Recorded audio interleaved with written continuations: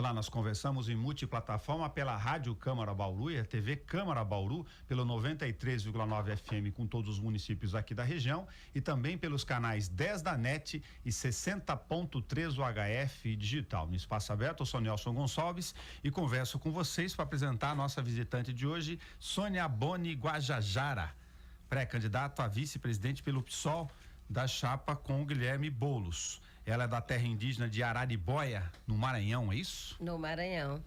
Muito obrigado por sua presença aqui conosco nessa missão pública nossa de não só discutir o país, mas poder apresentar todas as alternativas com espaços iguais aqui nesse nosso encontro.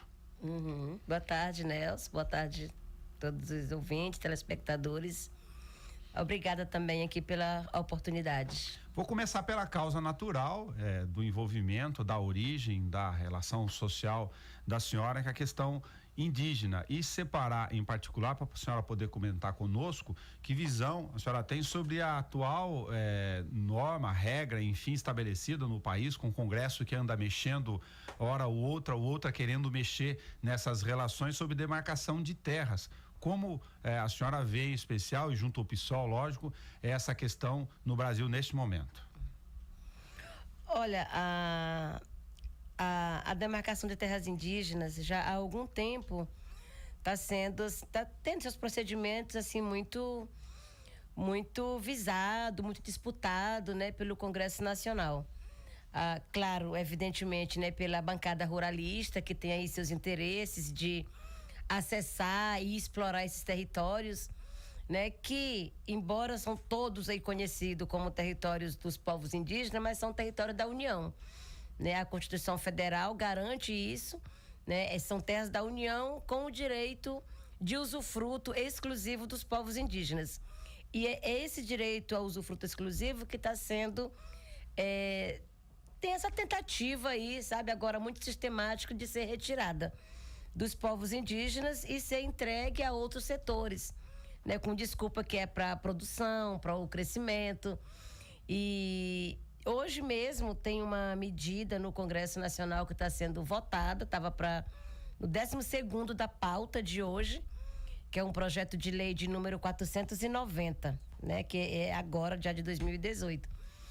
E ele estava em 12º lugar para hoje e agora já foi pedido para a medida de urgência, entrar para a medida de urgência, né? E ser votado ainda hoje. E esse projeto de lei, ele diz explicitamente isso, ele substitui o que garante a Constituição e o próprio Estatuto do Índio, que é o reconhecimento ao direito, né, do território tradicionalmente ocupado por indígenas. Ou seja, toda a ancestralidade, toda a história, né, dos povos que ali vivem. E agora, essa tentativa de mudança, ele traz um outro texto que fala assim, é reconhecido como território indígena aqueles que comprovar a presença física em situação de disputa já, né, de conflito no dia 5 de outubro de 88. Ou seja, toda a tradicionalidade do território, né, que já ocupado ou que não ocupado durante esse período, né, por conta de alguns conflitos ou de alguma expulsão mesmo da terra, né, se não se comprova nesse dia, eles não querem mais reconhecer como território indígena. Então isso representa assim um grave retrocesso aos direitos originários, né, e que são constituídos. E tem um passivo ainda muito grande no Brasil de territórios a serem reconhecidos, né? Tem um total de mais ou menos 700 territórios indígenas já com processo em andamento, e dessas apenas 400, né, um pouquinho mais de 400 já tem seu processo concluído, né? Então tem aí um passivo muito grande, e ao invés de se avançar com essa regularização, né, já há algum tempo tem uma determinação do próprio poder político, né, assim, o executivo, de paralisar as demarcações. E agora, já nos últimos 2 ou 3 anos, não só paralisou, como também estão revendo territórios com processos já concluídos, sabe? Então, assim, isso representa uma grave ameaça, não só para os povos indígenas, para os povos tradicionais, porque isso também afeta povos os quilombolas, né? Toda a população tradicional, unidade de conservação. E aí, claro, né? É um ataque, assim, diretamente também ao meio ambiente e à vida como um todo, né? Todo mundo sabe aí que o meio ambiente, que esses territórios protegidos, eles são um bem comum para a humanidade, né? Não só para a gente que está fazendo essa defesa. De que forma vocês entendem que esse tipo de demanda, sobretudo a pauta, de que falar com a sociedade brasileira que ela não se resume, sei que pode parecer óbvio, mas do ponto de vista de reconhecimento e de compreensão disso em massa junto à sociedade brasileira, de quando você está tratando sobre demarcações de territórios, das questões indígenas e quilombolas, você não está tratando só sobre a questão dos direitos originários, está tratando sobre a ocupação do meio ambiente e a forma como o governo trata esse tipo de expansão, se ela é predatória ou não, por exemplo. Porque assim, tem hoje esse modelo, né, de desenvolvimento econômico que é baseado na exploração dos recursos naturais, no desmatamento, né, na instalação de grandes empreendimentos. Posso até ressaltar aqui, por exemplo, também como se utiliza os recursos hídricos, né, com hidrelétricas. São formas, assim, são medidas que assim, comprovadamente não se sustentam mais por muito tempo, né? Então, tem que ter uma certa racionalidade também para poder aproveitar esses recursos naturais, né? E quando a gente traz todo esse debate, a gente traz todas essas situações que não são teorias, né? E que não são somente uma defesa pelo modo de vida dos povos indígenas. Claro que a gente traz toda a nossa história também de relação com o meio ambiente, né? Que milenarmente a gente comprova isso, que nós utilizamos desses recursos sem destruir, né? Mas o que está em debate no momento é a urgência que requer a própria preservação do meio ambiente para o planeta. Eu pedi para a senhora comentar um pouco conosco, até para a gente apreender um pouco dessa informação da terra indígena de Araribóia. Qual que é a realidade do ponto de vista de ocupação e demarcação ou da convivência dessas comunidades no Maranhão, que é terra que a gente só simbolicamente aqui coloca como o clã do Sarney, para quem não se recorda disso. Mas a gente tá se livrando, né? Isso aí, há pouco a gente tá dando um outro rumo aí para essa história. Bom, a terra indígena Araribóia, né, que é a minha terra de origem, fica ali centro-sul do Maranhão, no município de Amarante. E é uma terra que já tem a sua situação regularizada, né? Quando eu já comecei a militar, a entender, né, toda essa luta, a minha terra já estava com o processo concluído, mas ela sofre assim um processo muito grande de desmatamento, de exploração, né, de madeira ilegal, né? Então tem muitos invasores e tem uma situação de conflito por conta disso, né? Porque os próprios indígenas se organizam e têm uma iniciativa de tentar barrar essa invasão, né, dos madeireiros dentro desses territórios. Lá é madeira, não é um problema. Lá é madeira. Tá relacionado à questão da pecuária, madeira. Não, lá no Maranhão, no meu território, Araribóia, é madeira, okay, né? E aí, com isso, aí, claro, aí tem um conflito, né? Sempre, porque aí tem essa situação também que essas pessoas que estão no entorno, nos municípios vizinhos, eles não têm muitas alternativas de renda, né? Então, eles procuram aí uma forma ilegal de poder adquirir aí. A pressão do outro lado da questão da sobrevivência pelo extrativismo nessas comunidades. E aí vem, só que aí, dessa situação de ficar né, fazendo práticas ilegais de exploração dos recursos naturais, né, você tem que pressionar também o poder municipal, estadual, para poder ter outras alternativas de geração de renda para essas pessoas, para essas famílias, né? E aí, com esse desmatamento, né, assim, muito acelerado também, a gente por si só, e mesmo com as iniciativas dos indígenas de tentar, né, minimizar isso, não dá conta, né, sem o poder público ali atuante também. Então gera uma outra situação que é a de vulnerabilidade para incêndios florestais. E em 2015 nós tivemos um grande incêndio, considerado quase o maior aí de todos os tempos do Brasil, que queimou 52% dessa terra, né, desse território. E dentro do território Araribóia tem ainda a presença já confirmada de povo isolado. Tem o povo Auaguajá, que vivem lá, que é o território do povo Guajajara, né? Ok. Mas tem o povo Auaguajá, que mora ali também e que não tem nenhum contato, nem com nós mesmo indígenas que somos dessa terra e nem com a sociedade de forma alguma. Então nós temos também esse papel, além de garantir a proteção ali desse território, para a gente, nós temos que garantir também a proteção pela vida dos isolados, que a gente não...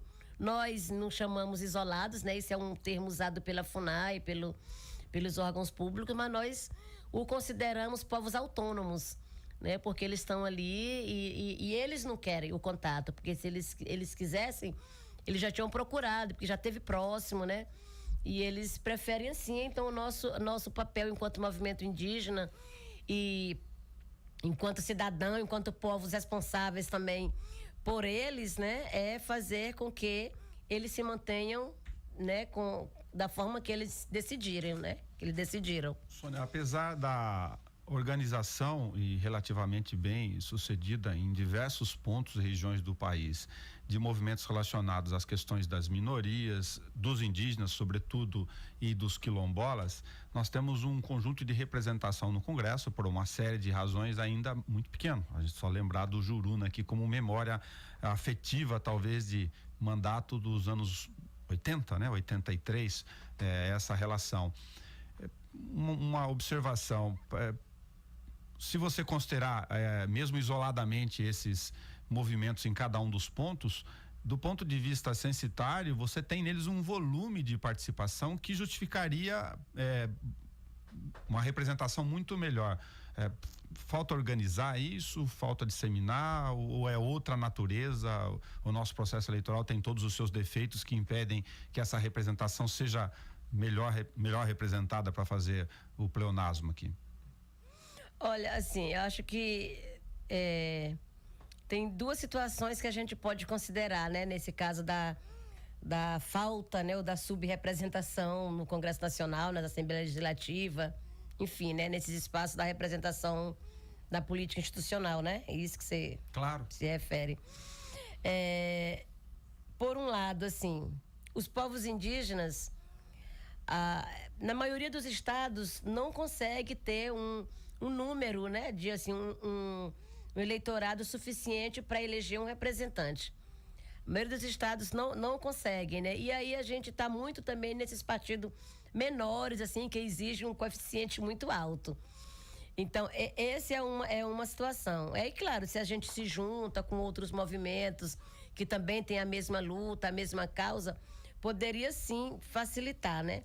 Só que a gente enfrenta esse problema aí que é crônico, que é da forma de se fazer a política, da forma de se fazer as campanhas, onde, né, quem já detém o poder ou que tem um poder aquisitivo aí já, né, eles acabam investindo muito forte, muito pesado nas campanhas. E com toda essa ausência de políticas públicas, com essa ausência do poder público nesse meio, né, no meio rural, né, e nos interior do Brasil como um todo, eles chegam com muita facilidade e acabam assediando também fácil as pessoas, que aí acabam aceitando, né? E sabe que muita gente do interior ainda tem muito a coisa de manter a palavra, né? Então vai muito o voto ainda pelos agrados, sabe? Eu ia colocar esse sentimento em xeque para o nosso bate-papo aqui, lógico, com a brasileira, Sônia, cidadã. A gente tem uma repercussão, pelo menos do ponto de vista das redes sociais, das relações nossas do dia a dia, em certo grau, em todas as classes sociais, de falar de desilusão ou de querer transformar. A regra do jogo eleitoral para essa eleição, se boa parte do eleitorado está atenta a isso, ela repete o modelo que fortalece esse esquema de poderio econômico, financeiro. Ela ainda não foi modificada, teoricamente só para o pleito seguinte, caso não seja modificada pelo próximo Congresso. Ou seja, o tabuleiro, a regra, a distribuição de recursos, o poderio econômico, essas relações que a gente tanto condena continuam presentes para a eleição desse ano. E uma sociedade que está falando em romper com modelos porque está desiludida em certo grau, Você acha que esse sentimento pode reverter em votos ou precisa dar uma cutucada um pouco melhor nessa noção de mudança do país que só está sendo comentada nas redes, por exemplo? Olha, assim, infelizmente ainda precisa cutucar muito, sabe? Como converter a gente precisa fazer com que as pessoas voltem a acreditar na política, né? Voltem a acreditar, assim, que existe uma democracia, embora frágil, mas que precisa muito do nosso apoio, precisa muito das pessoas para que ela seja uma democracia de verdade, né?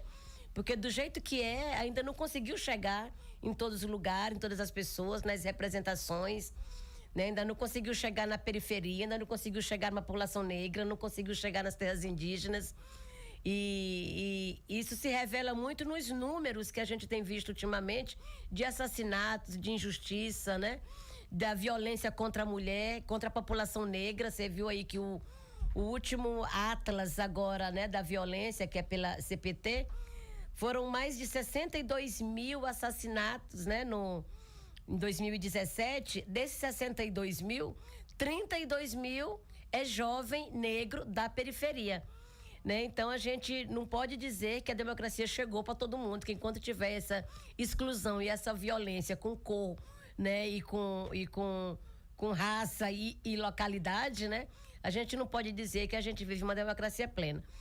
E aí não dá muito para entender como que é o pensamento da população brasileira, porque ao mesmo tempo que todo mundo revela, né, esse sentimento de lamento, de preocupação, de descrédito, revolta até, né, de revolta, de indignação contra os políticos.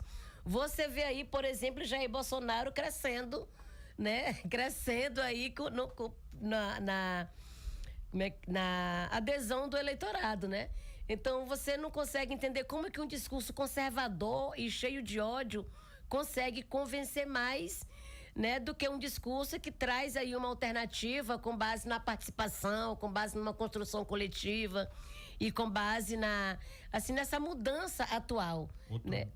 Outro dado que preocupa é como amostragem, lógico, mas aqui, por exemplo, tivemos uma eleição extemporânea para poder reativar o problema de mandatos em função de problemas eleitorais em algumas cidades paulistas. Bariri acaba de fazer isso, como aconteceu em Tocantins. E números parecidos com o dado que eu vou comentar, tanto no estado lá em cima, quanto aqui ao nosso redor. Se você somar brancos, nulos e ausentes no processo eleitoral, dá 60% do eleitorado que não quis escolher um candidato. Então, quando olha o número também de intenções de votos e candidaturas mais conservadoras ou não, esta ou aquela, e olha para esse dado, causa um pouco mais de preocupação em relação a esse sentimento de novo de que o brasileiro está buscando mudança ou está desiludido de forma completa.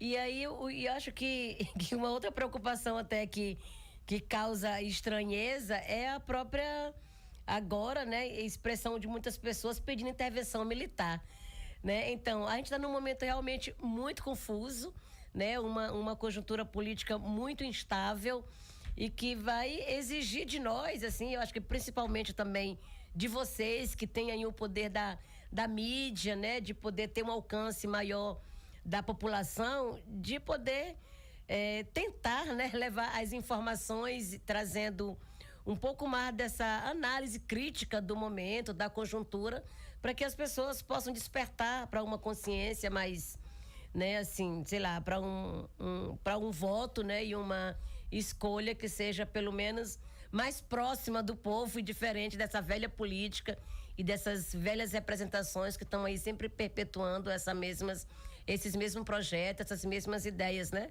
baseada no conservadorismo aí e sei lá, né? O caminho a percorrer. Seria justo colocar a questão do tema indígena aqui também como um tema não só movediço para uma parte, mas de desinformação e desconhecimento dos elementos que sustentam a causa, as formas de ocupações dos territórios, a forma de exploração e convivência com os territórios originários que a senhora comentou. Lógico, a contra-informação baseada na questão do agronegócio, no caso do Congresso da bancada ruralista, ou seja, uma massa gigantesca de brasileiros que sequer tem informações básicas sobre a realidade e como isso se converge na prática onde vocês vivem e convivem.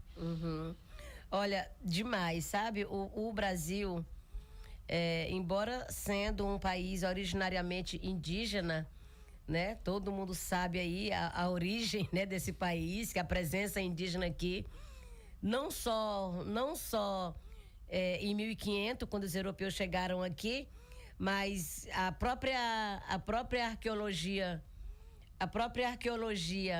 comprova, né, que já tinha presença indígena aqui há 15 mil anos antes de 1500, né? E mesmo com tudo isso e essa presença, né, milenar, secular, depois da invasão, né?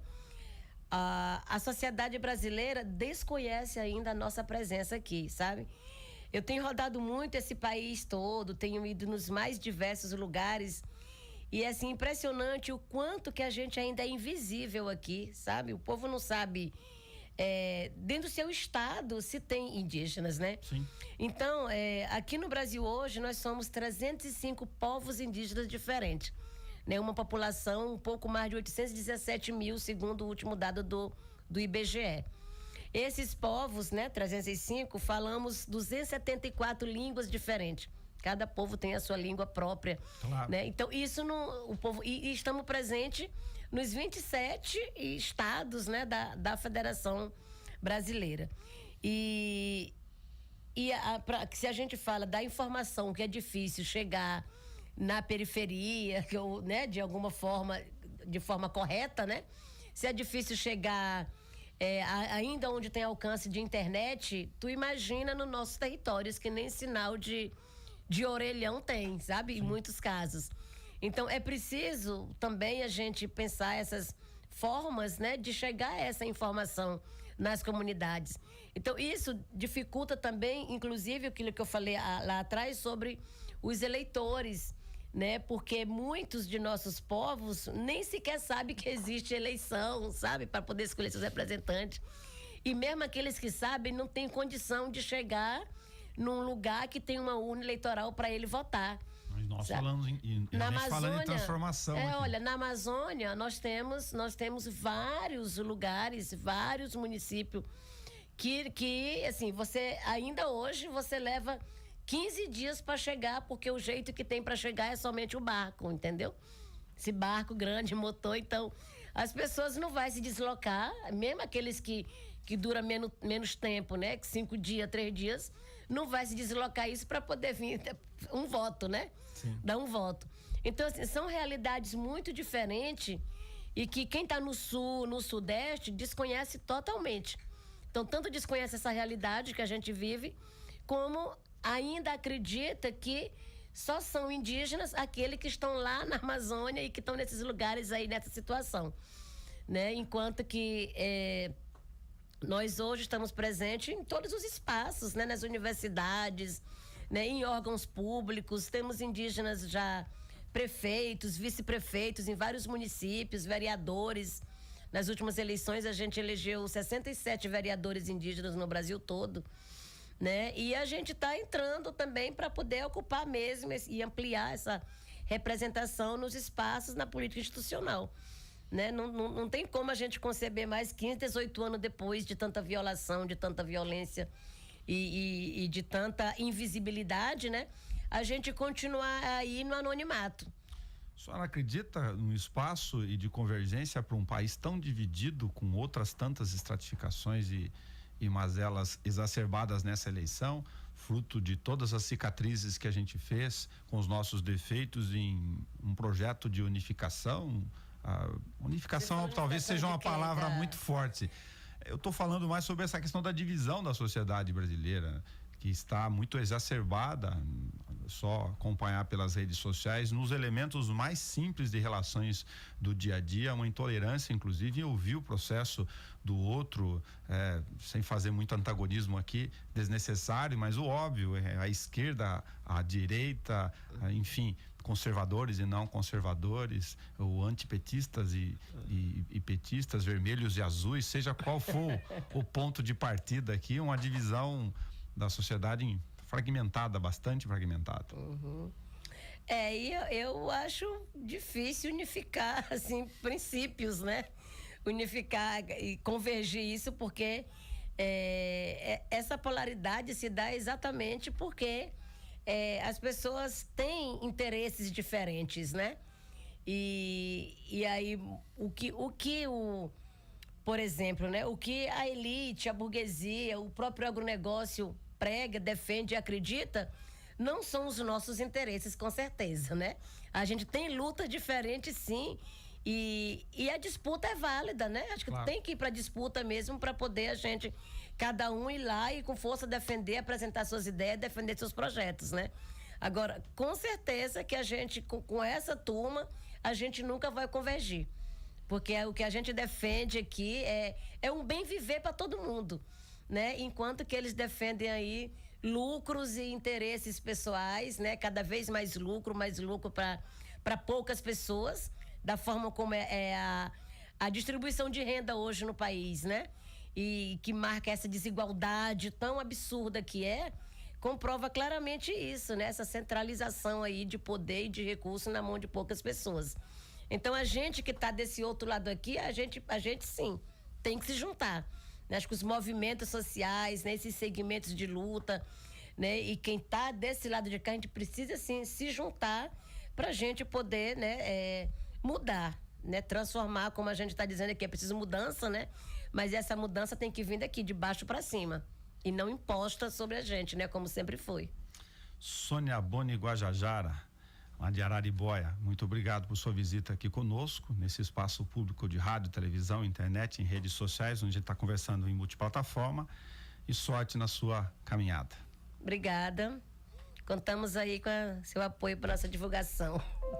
A gente faz a missão pública aqui de ouvir a todos os espaços, lógico, claro. Na íntegra, para poder executar aquilo que o cidadão tem, no mínimo, de informação no dia a dia, para que ele possa ter um modelo comparativo. Claro, é isso aí. Muito obrigado. Valeu. Você que nos acompanhou pelo Espaço Aberto, a gente conversou com a Sônia Guajajara, ela é pré-candidata à presidência da República pelo PSOL, da chapa do Guilherme Boulos, e nós continuamos a nossa cobertura pública por rádio, televisão e internet. Até o nosso próximo encontro.